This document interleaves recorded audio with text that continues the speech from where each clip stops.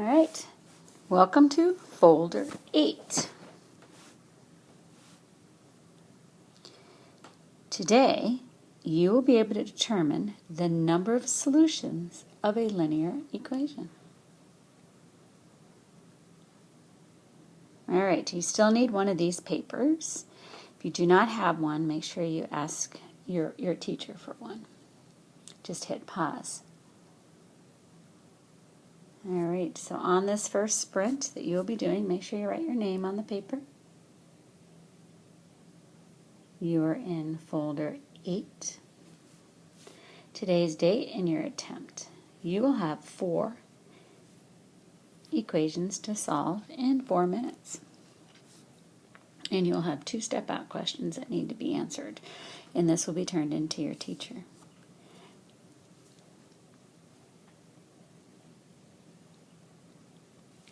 All right, here are your 4 equations.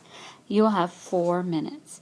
What I need for you to do is hit pause, write down the equations, and then hit play, and you will get your 4 minutes embedded in there. Good luck.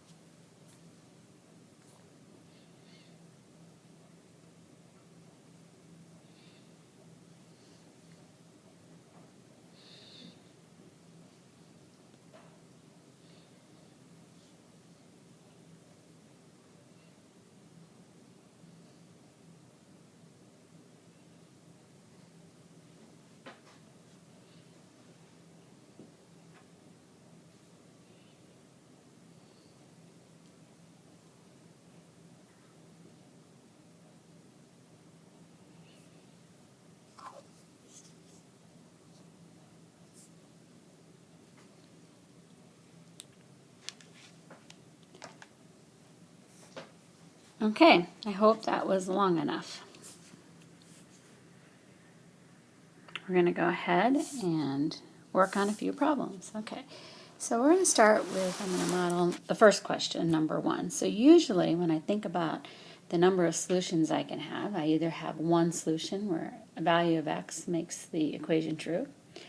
Maybe I have all solutions, and that would mean any value I put in for x would give me a true solution. Sometimes that's called identity.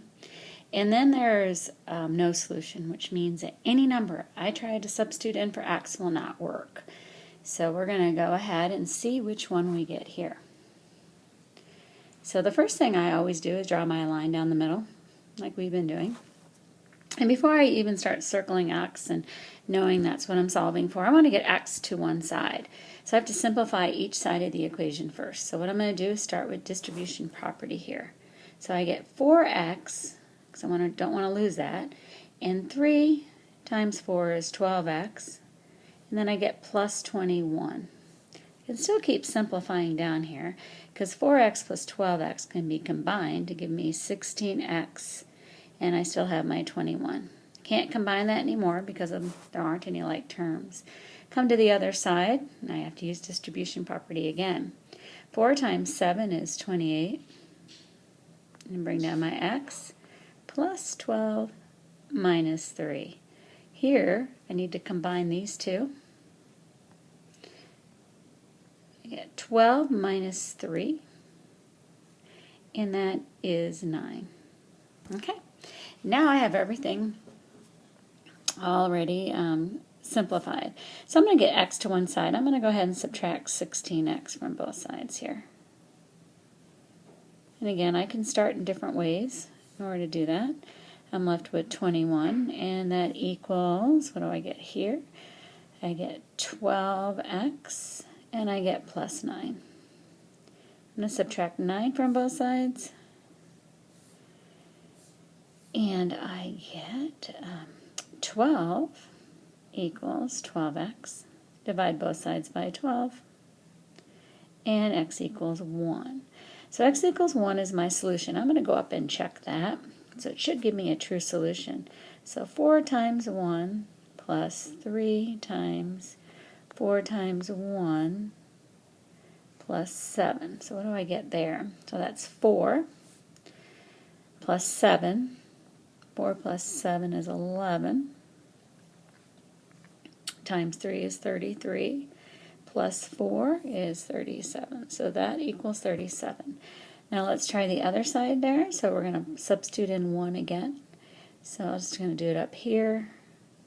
7 times 1 plus 3. You can see why order of operations comes true again for us here. So 7 times 1 is 7 plus 3. That gives me 10. And so I get 40. Minus 3. 4 times 10 is 40, so I get 37 again. So if I get a true statement, most likely my answer is correct. So x equals 1 looks like a very good solution. And again, that is an example of having one solution to the equation. Only x equals 1 works for this equation. Here is a step-out question for you. Now, thinking back to the types of solutions that you may have, how would you answer this? What does it mean when you solve an equation and get an answer of 3 equals 3?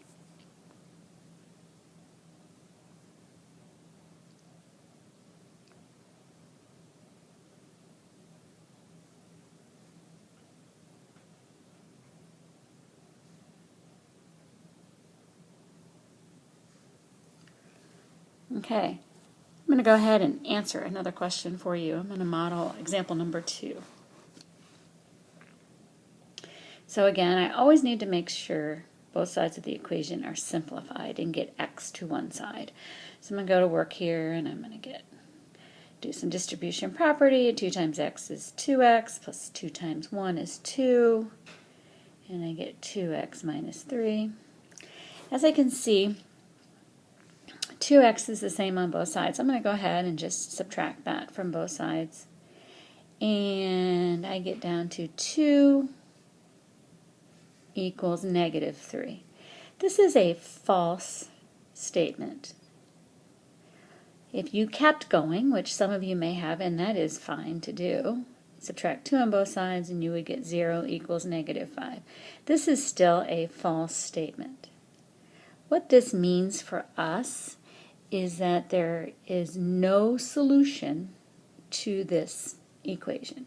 There is no solution to this equation, so I have no solution. Another way to look at this, if I graphed these two lines, and this kind of goes into another folder, but either you've seen this before or you can make a visual connection.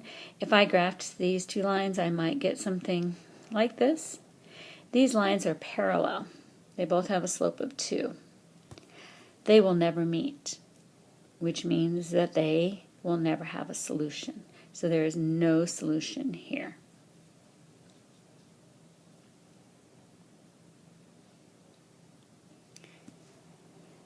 I'm going to go ahead and, if you want to pause this for a moment while you work through these, you may, in case you don't have enough time. You want to classify the following as having one solution, no solution, or infinite amount of solutions. These are the type of answers we get. When we say there's one solution, that means only one answer works for that equation. If we say no solution, that means there is not a real number that I can put in that equation that will work.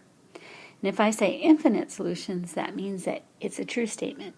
Any number will work. Go ahead and try working on that and see what you get.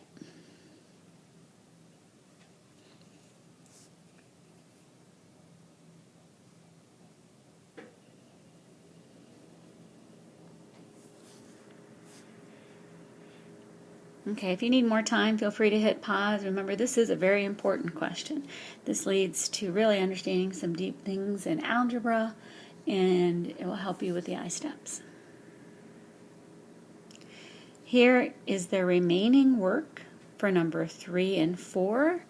So number 3 is all solutions. Again, any number works for x. And number 4 is a really tricky one. I always make sure we practice some of those in class. X can equal 0, and 0 is a number. That is an example of one solution. Okay, how did you do? What errors did you make? Sometimes a 0 throws us off a little bit. Maybe distribution property. Maybe you didn't use inverse operations. So just think back and what was something you could work on, or maybe you did great. Go ahead and write that out.